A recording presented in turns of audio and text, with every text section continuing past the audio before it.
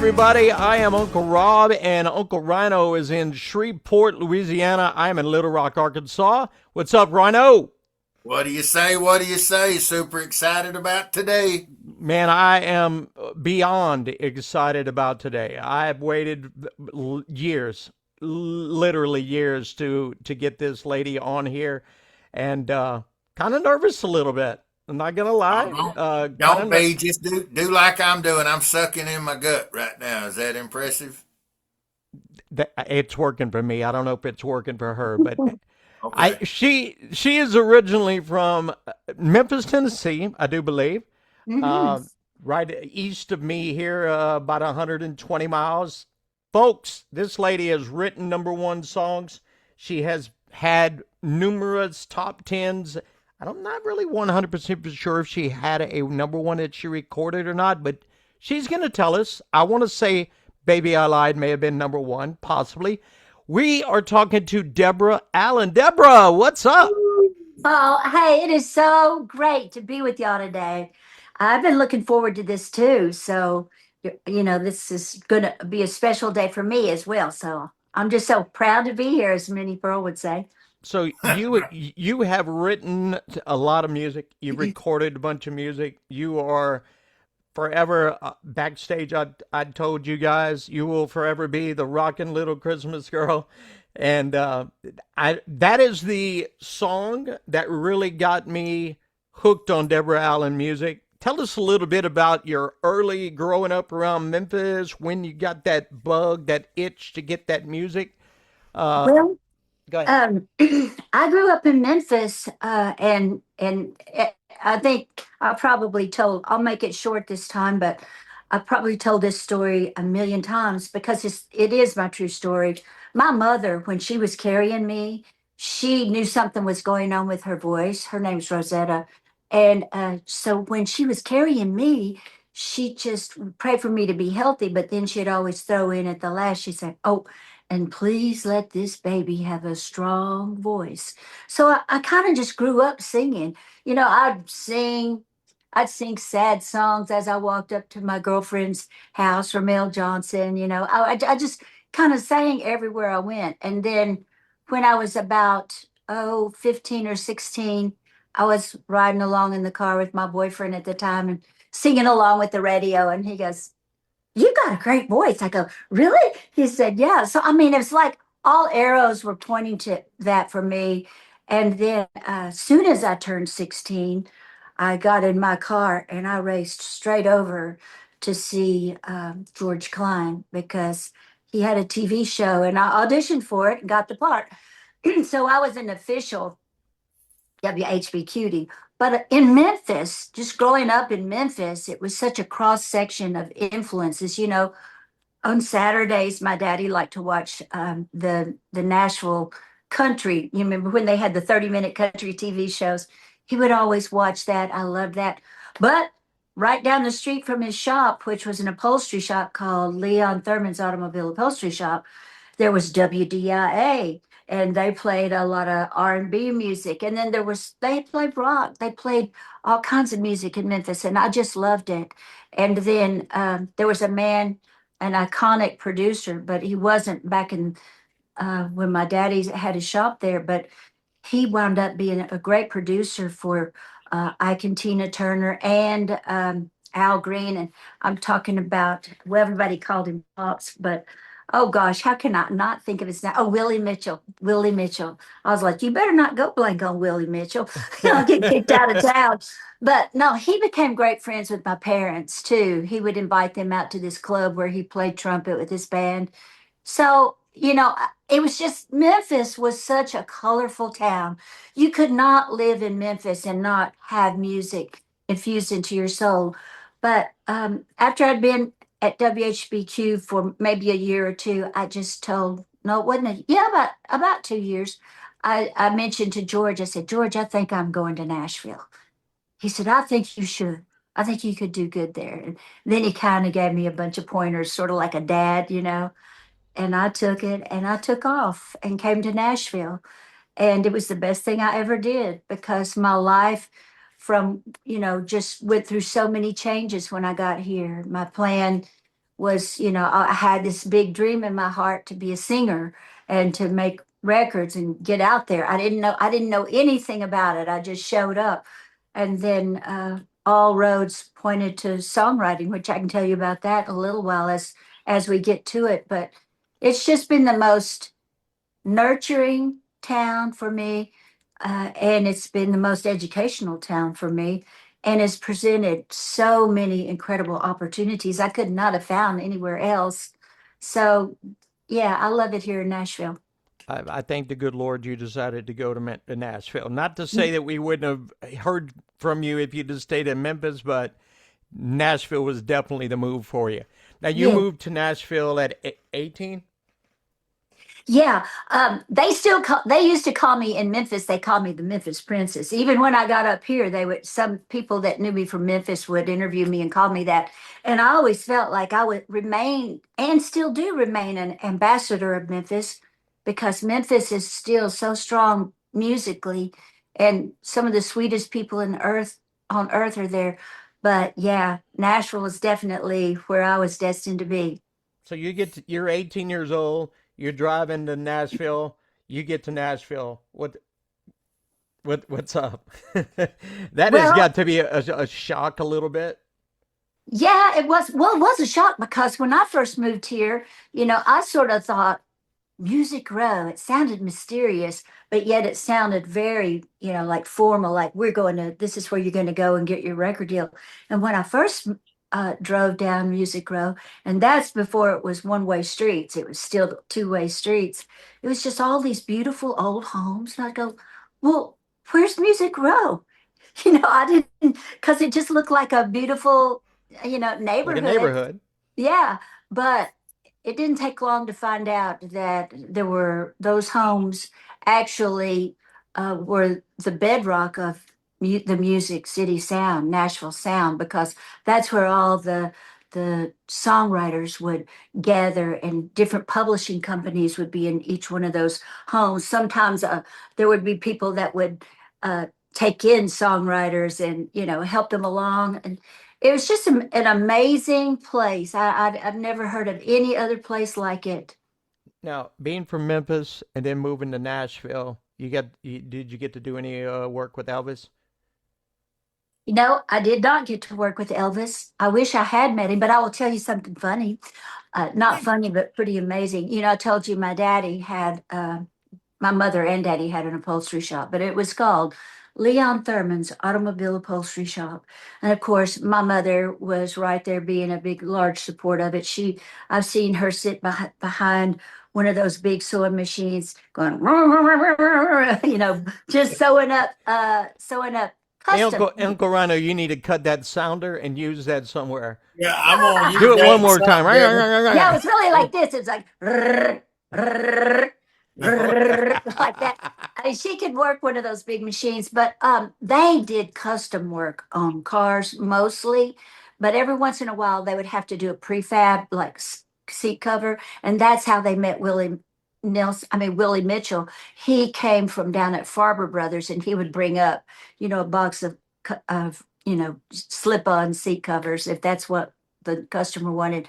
But George Klein had seen some of the work that my mother and daddy did at their shop, and he told me one day. He said, "Oh yeah," he said, "I'm the one that told Elvis to use your daddy's shop." And I said, "Really?" He said, "Yeah." I told him. I said, "E, I'm telling you, you need to take that bus down to Leon Thurman's and get him to do, the interior of your bus." And sure enough, he did. So they had. I hear somebody coming in my house. They had. Here comes Raymond. I'm on a Zoom call right now. Tell him I said hi. Raymond Hi, says, "Hey." hi, Howdy, Raymond. Raymond. How you doing? All right. Raymond was Mel Tillis's first tour manager. And Nice. he worked with the Oak Ridge Boys all through the Elvira days. Then he worked with Hank Jr. and Tanya Tucker, and then me. But back to what I was telling you about uh, George Klein. He bragged on my parents to Elvis. Yeah, he said, "E, you need to take it over there." He called him E, and so they did. But the Memphis Mafia was hanging around in the shop a lot, And so it, my daddy told him, he said, "Y'all going to have to quit coming around up here while we're working on this bus. I can't get anything done. You're causing too much of a commotion." And so they said, all right. But they didn't. They kept coming around. So he said, "I'm taking this bus home." So he brought Elvis's first bus out to our house. Whoa. And yeah, my sister Judy and I camped out in it. It was so funny. We were really little. How And cool is that? it was. And so we were in there and we were going, "Oh, look, here's some ice cubes. Oh, look, here's some matches." But it turned out we camped out in it. And it was so beautiful by the time it was completed. My mother, she is a designer and she did it in royal blue, trimmed in gold. And back on his back bed, she took this trim and made a big cursive EP. And it was just gorgeous. But one night, Judy and I spent the night out there. And so now I have a song in my show called Amazing Graceland, which I wrote a few years back because I was living in Nashville when I heard about Elvis's death. And it just broke my heart. I was sitting outside of Waylon Jennings' office in my car when I heard about it, and I was just so stunned. And then shortly after, I heard about them going to sell tickets to Elvis's house. And I was like, they can't do that. Because we used to drive by and see Elvis up there riding the horses and all those things that you see in those little clips that they show. We saw it on the way out to see our cousins. He was in our midst all the time. And so at first I was like, I don't want people walking through Elvis's house. But then as time went on, I was so glad they did because people from all over the world that truly love Elvis and Elvis not didn't ever get to go overseas. So finally, everybody got to come and see where Elvis lived and feel the spirit. So I had been writing a lot. I'd had some success, and I was invited to come and sing at Graceland one year, not too long ago, and so we went, and it was around Christmas time. And they had a big feast for all the entertainers and everything. And they said, "Now, anyone who would like to take a, a tour of the mansion, there's a bus outside with some headphones. You can put those on and go on a self-guided tour of the mansion." And I said to myself, I said, "I think I'm ready. I think I can go in." Because I'd never been inside of his house, only drive by and see him up there. So the bus is going up the driveway. It was around Christmas time, and you could hear Elvis singing "Oh, have a blue," Blue Christmas. And Oh, it's wow. just beautiful. It's so beautiful at Christmas time. So we get out of the car, Raymond and I mean, out of the bus, Raymond and we start walking towards the front porch. And I'm not kidding, as soon as I stepped my toe in, the front door, into the house, I just felt like it was almost like a spirit just went and just wrapped all around me. And I went, "Oh my gosh, what just happened?" And I looked to Did the did right. Raymond feel it? Well, I don't think he felt it like I felt it, but because I was just all of a sudden I was off in my own world. And but we talked about it on the way home, and I'll tell you about it. But I looked to the right and over to the living room, and I saw the piano, that beautiful white piano. And all of a sudden I could just see Elvis there with all of his friends. And then I looked to the left and I saw the dining room, and I could see them in there having Christmas dinner. I mean, it was so true to life. And I just felt like I don't need these headphones. I'm getting a personal tour by Elvis, and it was so wonderful. And then finally we made it through the entire estate. Each room brought about different feelings like that. And then Raymond says, "You got to get down there. You're getting ready to have to do a show." So the show was across the street. So we left and we went back across the street. I did my show. And then Raymond says, "You want to head on back home?" And I said, "Yeah, let's head on back home." So we're in the car. I said, and I still felt it. And I said, "Raymond, I'm telling you, when I stepped my toe in that door, I just felt Elvis's spirit all over me." And I said, I'm still thinking about it. I still feel it. I said, it was so amazing. I mean, it was amazing. And then all of a sudden I said, "Oh, Amazing Graceland." Get me home. I gotta write this song. So we drove all the way back home. We got home probably about 3 in the morning, and I wrote till the sun came up.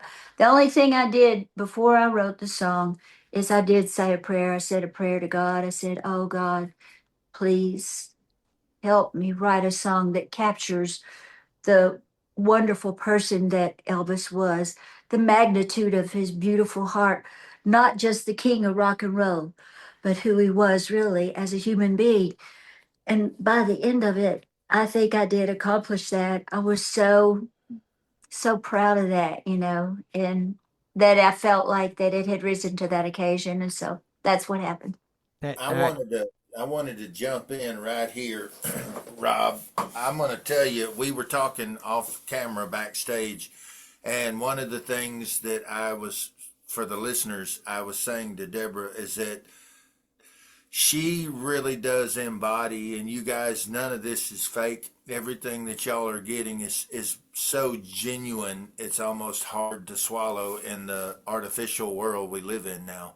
And the thing that made me fall in love with Nashville, I lovingly call it my Nashville. The reason I fell in love with it was because of the Deborah Allens.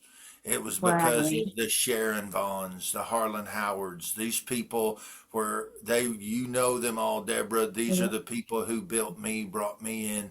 This is the Nashville that existed, and you were a piece of that. You were a part of, you still are, but Thank you you. were part of what made it so beautiful back then that it touched people around the planet. Understand that Memphis Princess, she helped make it have a unique sparkle that only you could bring, and it went around the world. That's why people came.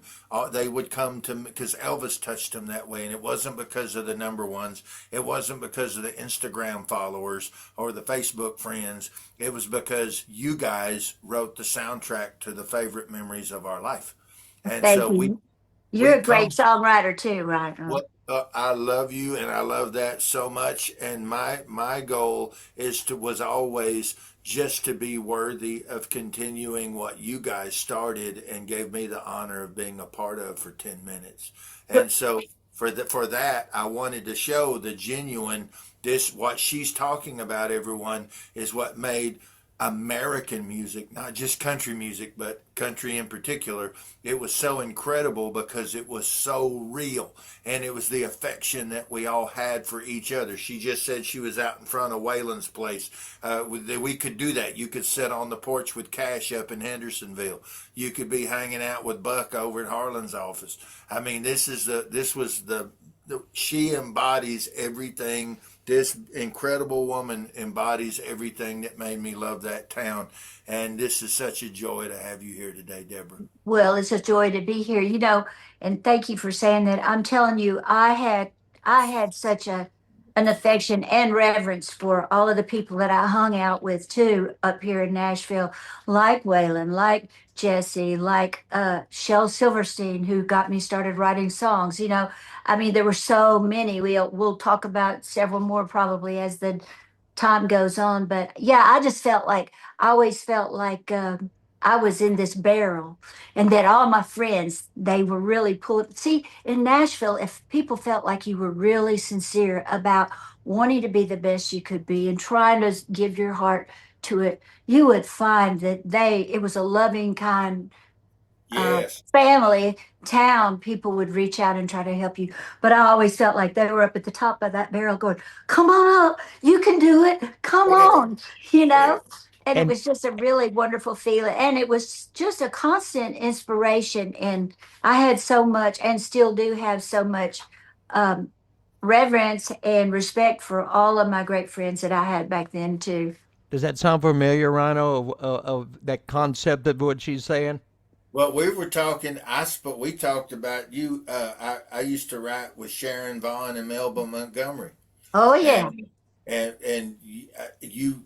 I remember that one of those. I can't remember which one it was, but it was right after we'd gone to Chuck Flood's Christmas party that was famous, and that was the first one he'd invited me to, where I met you for the first time, Right. and I was blown away at just, oh my God, that's Deborah. She's right there. I've She's been right there. freaking out too. Out there, and then oh my God, Vince Gill standing over there in the living room. Holy smokes! I was just a pedigree white trash kid from East Texas, so I was losing my mind. Yeah. Well, I was that same way about just being among so many talented people, and I would just be going, oh wow, and just, I don't know. It's just God put us all there for that for a reason, and we just, it was, there's no way that we could exactly tell everybody how it was, but I think that they can kind of get a sense of how special that era was just by hearing the way we talk about it. Yes, ma'am. 80 mid 80s, 80s to mid 80s, late 80s country, in my opinion, this is just my opinion, is the best. That's the best time. Like I just felt like it was the purest. It was America's music. Yeah. There would never have been a '90s if it hadn't been for the '80s. Yeah, And that's right. I was sitting here thinking I'll do like the 90s too, but the 80s were so much fun. Of course, Janie Freaky cut two of my songs and took them to number one, which, that was an incredible thing. And then, of course, the ultimate 80s lady, uh, KT Oslin. KT Oslin, yeah. KT, I got to interview KT. She was so much fun. We had so much fun together, and she was really a sweet, charming person, but she was a brilliant person. So she had a really fun sense of humor. And then was shortly after that, a couple of years after that, she passed away. And I thought, I am so glad I got to really get to know her. And not just her music. I mean, her music is phenomenal, but just to get to know her like that was wonderful. Now you were an Stan RCA record, right? Yeah. Moretz was KT's manager, remember? And Yeah. Stan was my manager, and he introduced me to her. And so we were backstage. I have a funny. What's your funniest story that you got with KT? I know you got a good because she was so legit. I don't know. I'll have to re-listen to our interview, but there's some funny pictures of she and I out there during our interview. She's just so much fun. I can't even put my finger on it. She's quirky, but she's a brilliant thinker. So she's entertaining. Authenticity. Yeah. That was the biggest thing for everyone listening. The thing that everybody's starving for now in this, Mhm. in this plexiglass world of Mhm. AI, Yeah. was authenticity. And Yeah. you were an example of it. KT was an example of it. We and you guys are, like I said, the '80s made me fall in love with it enough to cross the United States to come to where y'all were. And I didn't know that Stan was your manager. yes, ma'am. Wow. Right after Roger had just passed, and it was a couple of years after that that Stan had signed me when I was on Imprint Records, and then with Tracy Gershon and all them, and Yeah. I Roy love Munch, Tracy. and then we. That's where I made the connection, and it was somewhere in that window. It was right before I signed to Imprint. Was where I met you the first. I think it was the Christmas of '95. I think it was is where I met you at Chuck Flood's house, That and sounds about right. I like Chuck. He yep, was great. I love amazing him. man. Mm-hmm. He was. Yeah. So yeah, the 80s were wonderful. They were good to me, I that's was going for to say they sure. were huge for you. They they were. Without the 80s, like you said, there would be no 90s or Nope. 2000s or 2020s. The big, the most, the stuff that had the most, you know, oomph behind it was really in the 80s. But I still had to go through all the stuff up to there to get. It's just all been. It just evolves. It's just like a a moving picture, really. Looking back, it's easy to see maybe how things might have happened, but when you're living it, you're just doing the best you can and, trying to follow your heart. So To the what were world, those? What were those to the two world. songs? Go ahead. I'm sorry. I'm sorry. I was just going to say that's funny. As spectators to the world, they think that's when the world changed, but to you, it was always just a Tuesday. Yeah, right, right. Um, well, you were going to ask me about the two songs, the Janie Fricky songs. Is that How'd what you you were know going to? that's where I was going? Because I barely heard a little bit of it. But let's see. Oh, well, her first number one song as an artist was my first number one song as a songwriter. and that was "Don't Worry About Me, Baby." Awesome. And then the second one that they took to number one, that she took to number one, was "Let's Stop Talking About It and Start Getting Down to Love." Oh yeah. Yeah, That is two big hits. yeah, they were number Major. ones, and it was really fun. I wrote "Don't Worry About My Baby" with Bruce Chanel, "Hey, hey, baby," and Yeah. also my good friend Kieran Kane of the O'Kanes. Woo! And we were in the studio one day. It was several writers were doing, you know how they used to sometimes do several writers' demos on the same day with one band. And we were waiting our turn, and it was kind of taking a long time. And I was like, going, man, we need to write us a song while we're here at least, because time was ticking.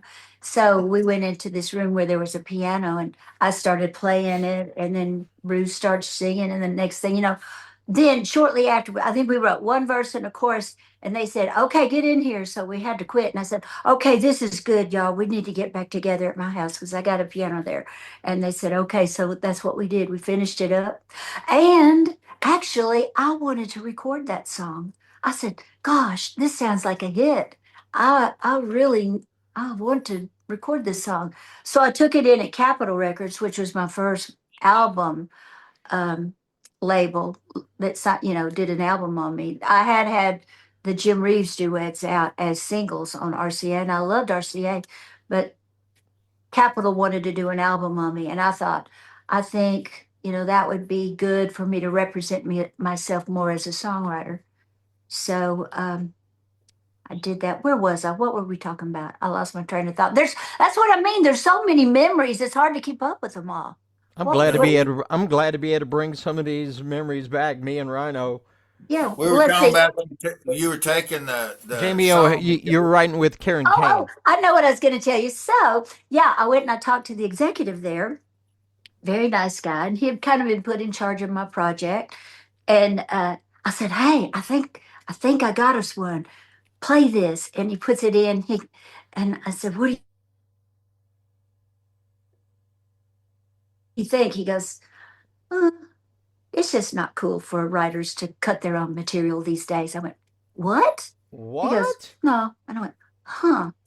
I could not believe my ears. I thought, what am I hearing here? So I didn't say anything. I just got in my little white Volkswagen and went straight down to Don Gant's office, which he was our favorite publisher to play songs for, even if you didn't write for him. But of course, Bruce did, and I think Kieran did at that time. So I went straight down there, and Don was there. And funnily enough, so was Kieran and Bruce. And I walked in, and Don says, "What's the matter, Deb?" And I said, "Huh? I just went down and played uh, my song, our song, "Don't Worry About Me, Baby," down there to hopefully get to record. And they passed on it. I was told uh, that it's not cool for artists to cut their own songs these days. And I said, he goes, "Let me hear that thing." And he reaches out and grabs the cassette, and he turns his chair around, sticks it in his tape player, and he's listening around to it. And then about second verse, he's looking at all of us going, "Don't worry about me, baby," singing right along with it. And at the end of it, he goes, "This is a hit. Come on, let's go." Jim Ed Norman's recording down at Audio Media, which we called it the rodeo, playing down at the rodeo. We're going to go. Let's take it down there. So we all pile into his car. It's real old school. We piled in the back of, just going straight to the studio. We get out of that studio. Don walks in, and we're walking right behind him. He goes, and Jim Ed's over there at the thing. And Jim Ed turns around and says, "Well, Don, hey, what's up?" And he goes, "This is a hit." Ollie, he put a little expletive in there with it because that's just how he felt about it. He goes, "This is a damn hit," like that. And he hands it to him. And Jim Ed, just as cool as a cucumber, he said, he kind of grabs it out of his hand, and he says, "Well, let's just see if it is." And he takes it, he puts it in the CD player. I mean, the cassette player. He puts it in there, and he played it on the big speakers, and it did sound really good. And he punches a button. He said, "Janie, get in here. I think we got a hit." And she loved it, and they cut it that day. And that does not happen very much around town. for a long time that hasn't. So Wow. we had us a good old school story, with that song, and I loved it. The only other song I've ever heard a story on that did that was Harper Valley PTA. That was recorded like the same day and was like printed and put out and made it huge. Yeah, those times are kind of few and far between. It happened a little bit more back then, I think, maybe. Uh, it just felt like it. The songs were so legendary, and that felt like they were so hot off the press. But this was definitely hot off the press, and then she took it to number one. Like I said, it was her first number one as an artist and mine as a songwriter. So here's the back end of that story. So I was happy to have a number one record and honored that it was Janie Freaky too, because she's a great singer. And so I was at, I don't know, some studio over in Berry Hill, which is another area where there's a kind of a conglomeration of studios. And I was standing there pouring some coffee. They were in there in the studio, and I was getting ready to go in. And all of a sudden, that executive walked in, and I said, "Oh, hey, how you doing?" Excuse me, let me clear my throat. And then it's kind of got a lot of pollen going on up here. I bet you weren't. I bet you're not as choked up as he was after the fact. I said, "This you'll get a kick out of it, Rhino." I said, um, I said, "Hey, how you doing?" I said, "You want some coffee? I'm making." He goes, "Yeah, I think I will take some coffee." And I said, I was pouring that coffee, and I said, "You know," I handed him his coffee. I said, "I could have really made you." No, he said, "Congratulations on your number one." And I said, "Oh, thank you. I appreciate that." And then I pour his coffee, and I said, "I could have really made you feel bad about that, couldn't I?" And he goes, "Yeah, yeah, you could have." I said, "But I never did that, did I?" He goes, "No, no, you didn't." I said, "But I could have, couldn't I?" And he goes, "Yeah, you could have." And I said, "But I didn't, did I?" And then we started laughing. I probably would have been forced to look at him when he's like, "Oh, don't worry about," I would have been 100% looked at him, "Don't worry about me, baby." Yeah. Just kind of Well, I playing wish I'd off have the thought of song. that. I wish I would have thought of that. So, but anyway, I never had any regrets about it because that really got me established in town as a songwriter more. I mean, I'd had some cuts before that, but that doing so well and going to the top of the charts and all of that, that really brought some attention to my catalog and to my other songs. And, you know, like I said earlier, I think God just has a plan. Of course, we have a way we think it ought to work out, but it doesn't always work out that way. But sometimes, and many times, it works out much better. Well, if you get the opportunity to lay down as a true writer, truly crafted material, just making stuff that rhymes with a melody doesn't make you a writer. That's the big thing that so many don't understand now because there's such a saturation through technology. Hmm. But for like what you did,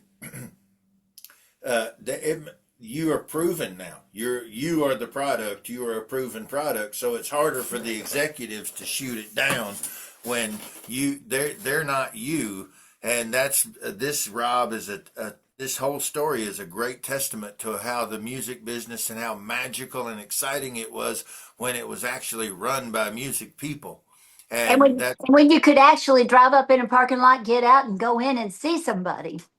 Yes, and that was almost every other house. Those little Yeah, houses she was talking about were all publishing companies or record yeah. labels.